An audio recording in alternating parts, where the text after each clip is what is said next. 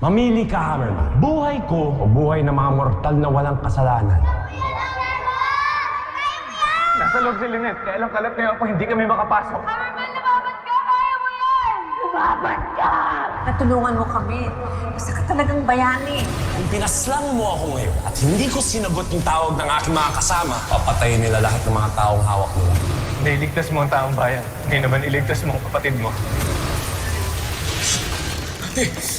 Gising! Lynette, gumising ka! Ano nangyari kay Lynette?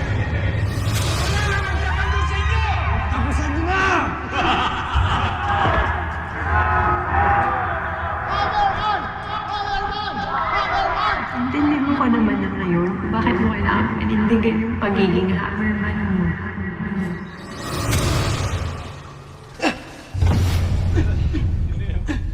Kailangan pa rin siya madala sa ospital. Sige na ho. May kagat siya ng ahas. Ano? Mukhang kumakalat yung lason sa katawan niya.